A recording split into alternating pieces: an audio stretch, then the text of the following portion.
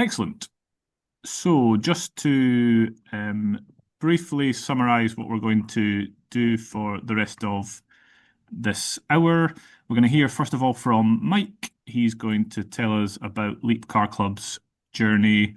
Then there'll be plenty of time for discussion and Q&A. So please do store up any questions you have, or even any thoughts and reflections on what Mike has said. If there's things which resonate with you, things which chime with your experience or maybe don't. And then just before we finish up, I'll give a quick update on a couple of CTA pieces of work to keep you in the loop. And then we will look to close at 11:30. Without further ado, though, I'll pass over to Mike. Thank you, David. Let me just see if I can share my screen now.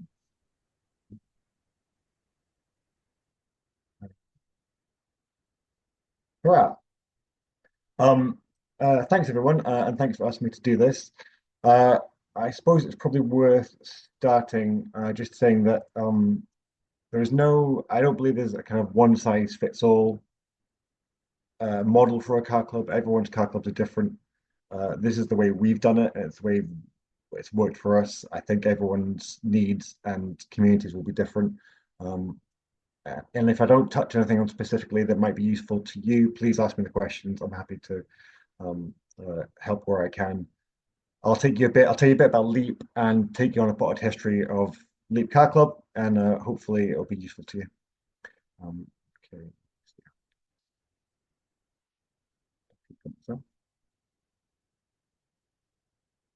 So LEAP stands for Local Energy Action Plan. It's a Scottish charity. It was formed in 2012, primarily for environmental purposes. We work across Renfrewshire. The early work of the charity was basically on energy saving measures. We do free home energy checks and help householders with maintenance to kind of save energy. And we now also focus on community well-being as well as the environmental side of things.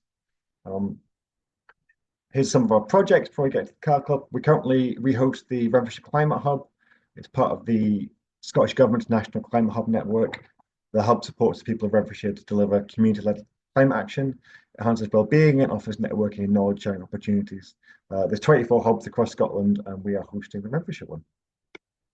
We also have a food ladder, which reduces food waste by redistributing food on a dignified basis, otherwise destined for landfill. The ladder is open 7 days a week and supports over 1,650 members across the communities of Renfrewshire and North Ayrshire. It's open to everyone, no matter where they live. It acts as a hub for social contact, but also tackling the environmental impact of food waste. It's a great project. And we also have the Feel Good Festival in Loch Winnock. It's a year-long program of activities and workshops aimed at fostering well-being in the community and bringing people together to reduce social isolation. And obviously, the reason we're here, the car club. So this is where we currently stand. We were formed first car was in 2014, I believe, 2013. We now have 5 electric cars, fully zero emission. We've got 3 in the town of Linwood and 2 in the village of Loch Winnock. Very different kind of places. Loch Winnock is a population of about 3,000 people, kind of very active community. We've got High Street, we've got a Main Street, still with shops open, and it's a nice kind of size, which is where the centre is right in the centre of the village. Everyone can access the cars in about 10-15 minute walk. Whereas Linwood's one of the most deprived areas in Scotland. It's a kind of much more of a sprawl, and we are based, as you see the 2 towers in the background, we're based in the car park next to those. We offer pay-as-you-go hourly car hire. We generally have about 40 to 60 members at any one time, but you do get quite a lot of churn as people's needs change. And in last year, we did about 1,400 journeys across all of our fleet. The cars are booked online. They can book for as little as long as people need, and the keys are collected from key safes. So you just book the car, pick up the key, off you go. So that's how we're working at the moment. For people who don't know Renfrewshire, this is just a wee map. You'll see Loch Winnock and Linwood here. I've also noted a few other places where we have had car club cars before, haven't quite worked out. It was a bit of, it's a bit of trial and error sometimes working out the best locations. But I thought it'd be useful for anyone who didn't know Renfrewshire just to get a wee vibe of what it looks like. So Logwinnock's right down the bottom, as you see. So the car club, it launched in 2013, and you can tell this was a long time ago because they thought it'd be a good idea to give us a diesel car. At the time, that was considered the environmental option. So we sat with one small diesel car, and this is some photos of our launch way back then. Um, at the time, we got funding support from Car Plus, who preempted Como UK. We got additional staffing support from the Climate Challenge Fund, which was a Scottish Government fund at the time. Initially, we got our insurance, booking system, and member admin was all hosted and run through a third-party organisation called Morecar.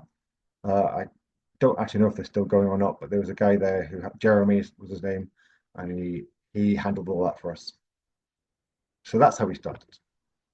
By 2014, we kind of grew quite quickly. We increased our fleet to three diesel cars, two in Lochwinnock and one in the village of Bridgerweir, which is a bit of a bigger village than Lochwinnock and more sprawling. But we had one of the main reasons we put a car there was we had a Leap office there, and the staff used it, especially the energy staff, to go out and about on their home visits, etc. We also got our first electric car, the lovely white one you can see there. Initially had a range of about 80 miles, and we got the first charge point installed to Lochwinnock in 2014 as well. But there were some delays, which meant it wasn't available to hire until 2015 when the charge point was fully operational. Um, so when we launched the car club, the electric car in Lochwinnock, we also expanded into a car club into the village of Kilbarchan. Dan, that's a very long, thin village, which, as we come to realize, wasn't an ideal shape in terms of how far people need to walk to access the car. Also, kind of one thing I may as well touch on it now, is that we found for a car club to be successful, you want it to be in a place where there are a range of public transport options that are easily available to people, and the car club makes up part of those options. Um, and if you can get a third party organization to get involved as well, that also helps. But you want it to be easily accessible for people, 10-15 minute walk max, but they can also rely on other transport options as well, because most people will use the car club car instead of buying their own car or own second car. Often people will get rid of them. So they need a kind of a range of options to kind of facilitate getting around. Um, so we relocated one of our diesel vehicles and began to provide people with their first experience of electric vehicles through demos and hires, and that was back in 2014. Certainly, that was my first ever time using a electric car was in 2014 when I joined the team. In 2015, we also began replacing our diesel fleet and brought on our first hybrid vehicle, again with support from Car Plus. And we moved away from Morecar for insurance, member admin, and car booking because it really was quite expensive to do it through the third party way. And we realized it was far, far cheaper for us to seek insurance ourselves and to do everything in house. So at the time, we were able to move to an insurer called Tennyson for just under £2,000 for four cars, which looking back now was a ridiculously good deal. And we processed all the membership in-house, and the cars are booked online using a SuperSAS system, which is a kind of resource booking calendar. We still use it. It's very low cost. And it's very user friendly. In 2016, we replaced our second diesel car with a larger hybrid car, which you can see in the picture there, the silver one. And Tennyson realized the error of their ways from their point of view and stopped insuring car clubs. So we were able to move insurers to Zurich for, again, basically double what we were paying Tennyson. And this is probably about the time where for car clubs began scrambling around for insurance because the insurance market for car clubs became very difficult. And we ended up being with Zurich for a few years, but after 2 or 3 years, they wouldn't take any more car clubs on. They continued with us because we were already in, but it was definitely more difficult for newer car clubs.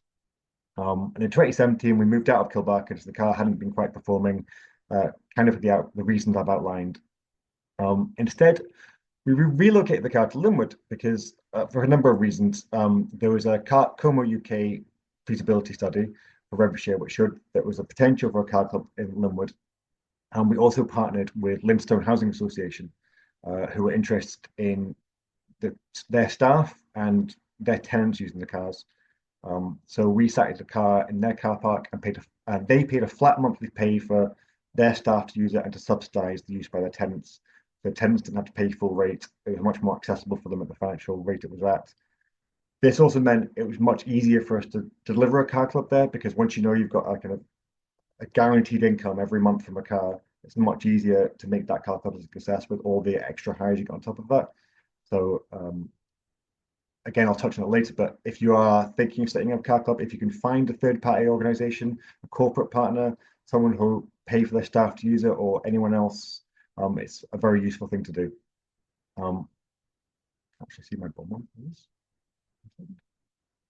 Yeah. So when we moved the car there, we initially put our last diesel car there. The thinking was it's quite a lot for people to get their head around how a car club works. So we wanted to keep the barriers as limited as possible. But the plan was always for that to be a temporary solution. And eventually we'd graduate up to having electric cars there. But it was a matter of getting people used to how a car club works. This was a manual car, hybrid cars, and the electric cars were automatic, which again, people weren't as familiar with. So we were trying to keep the barriers as low as possible. We had a really successful first year with Linwood in our partnership with Lindstone. It kind of became a model of how car clubs and housing associations can work together. We were asked to present an energy saving trust event as they worked on a funding stream I'm going to talk about shortly. And in 2018, we were able to replace the last diesel car in Linwood with another hybrid car, which we got a bit of support from the Glasgow Airport Flightpath Fund. So by this point, we managed to get rid of all our diesel cars. Hurrah. By that point, we had then had an electric car and a hybrid car in Lochwinnock and a hybrid car in Bridge of Weir and in Linwood. So we're in 3 villages at the time. Oh, two villages in the town, beg my pardon. In 2018, the Energy Saving Trust, they opened up a funding stream called Plugged In Households, and it provided funding for housing associations to have an electric car club for 1 year on a full cost recovery basis. And because we already had an existing relationship with Lindstone, it left us well positioned for this, and we successfully partnered for funding in 2019. And this was the kind of big moment for us. We were able to expand. It kind of embedded us firmly in Linwood. We allowed us to purchase 2 new electric vehicles, and which we sited at 2 additional locations of Lindstone Housing Association parking areas. One was in Linwood, and another was in Johnston, and they installed charge points as well to support these cars. Funding also allowed us to install telematics tracking on our cars to log journeys. So that meant all our members have got a swipe card, RFID card, and it's a TomTom, and they just swipe to log in when they get in the cars. That's all that happened. It just tracks. Then we can get the journey data to do all the billing. Up to this point, we'd been using kind of hand-drawn trip sheets, and people just had to write down the start and end times and mileage. Fortunately, that system could have gone wrong very easily. Unfortunately, it never did in the time we did it, but it's certainly much more reliable to have it all in telematics as it is now. So we launched our 2 new electric cars in Linwood and Johnston in autumn of 2019, and we sold our small hybrid car and kept a fleet of 5 cars. Unfortunately, at the same time, LEAP also went through a funding change. Most of my colleagues at the time, and most of LEAP was funded through the Climate Challenge Fund, and LEAP lost that funding in 2019, so I went from having about 12 colleagues to having just me. So in my shed for a while as well. So we closed our Bridge of Weir office and we took our Bridge of Weir car out and moved it to Lochwinnock. Obviously, we had a really promising first 6 months of the new Lindstone Car Club, the new electric cars. We're getting really good take up and usage. However, then came March 2020, and we had to close the car club until July, while we all got used to lockdown and what that meant and how we could safely do things. We finally opened up again in July with some, cleaning measures in place, and it was busier than it ever been. Whether that's because people had adapted to different lifestyles, home working, or not needing cars to get around so much, I'm not quite sure. But there was a definite surge in usage as soon as we opened up again.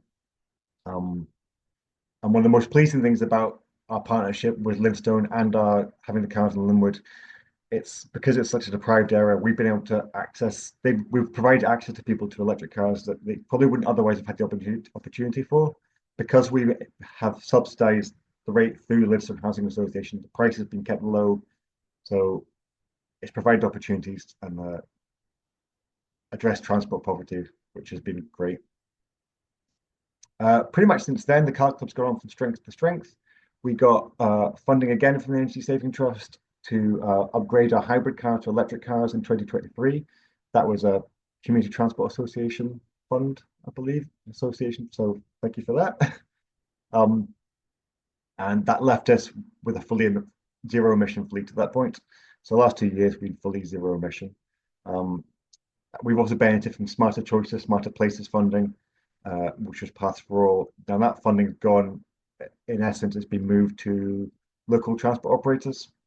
And we've currently got an application in with the SPT but there's been big delays in how they're kind of administering that fund, which is a bit frustrating. And also we've got Robertson Trust transport funding, which has been useful. We built our partnership with Limestone, and through EST funding, we were able to base 5 electric bikes and 2 e-trikes next to our cars in Linwood for an active travel option. We kind of had a mini transport hub of our own, which has been great. Here's some lovely quotes from our members. I'll give you a couple of minutes to have a wee read rather than me read them out to you, but this gives you some idea of how people think about it.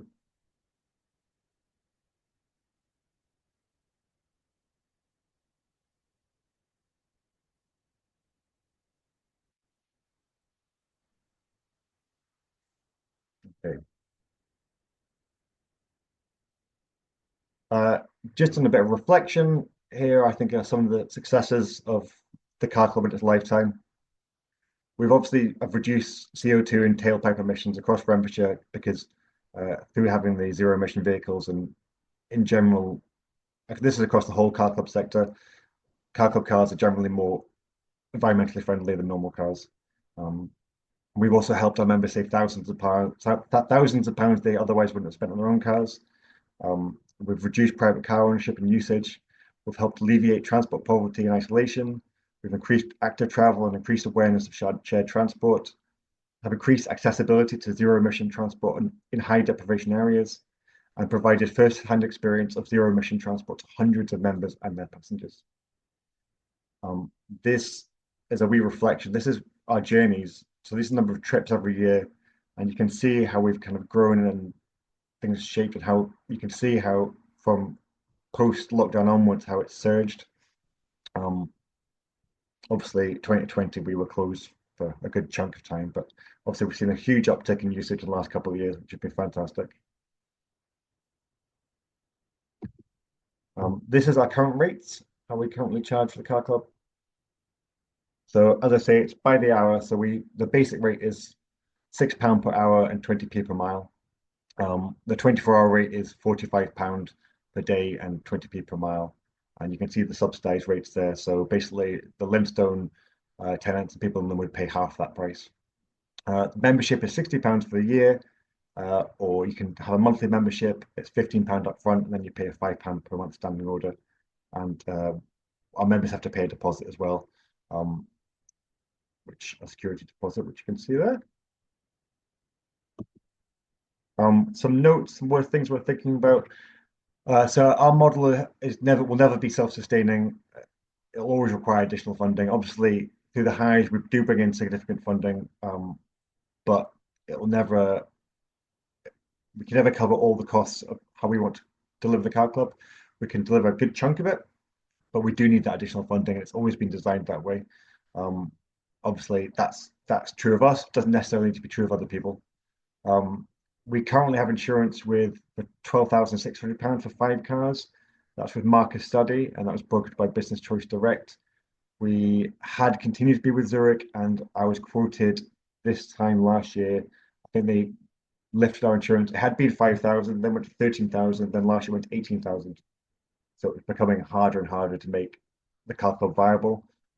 So I was able to find a slightly cheaper option. It's still significantly more than we had been paying, but that's just the market at the moment. And I know lots of car clubs have had to fold as a result of this. So it's certainly, I think it's getting a bit easier for car clubs again in terms of choice and not necessarily in price. I know that Moray Car Club, which was a huge car club, had about 15 cars. The insurance just killed them. That had been going for a long time. maybe even longer than us, and the insurance changes have just killed them stone dead. So, which is a real shame. They were based in Findhorn and Forest, which is a kind of really uh, engaged community. Um, some things worth thinking about. Excuse me. As I touched on earlier, I think location is really important. Uh, Getting that balance of transport options and siting the cars where people can access them easily. Um, think about potential corporate members, people who will give you a base rate of income that helps you kind of support the car, and also a base rate of usage. Um, we use a staff model to get out there and do a lot of community engagement and keep the cars maintained and clean, all that stuff. But getting out, being visible, doing the marketing, I think you need to have adequate staff or committed volunteer resources. Obviously, if you only got one car in a village, you could perhaps do this with if you got committed volunteers. Um, but that's certainly how we've operated, and it's probably worth thinking about if you are doing something similar. And that's it. That's my email address. If you ever need to contact me, I'm happy to help you wherever I can. Hope that was useful. It was a bit of a journey through time for me. Um, yeah. Any questions? Please back on.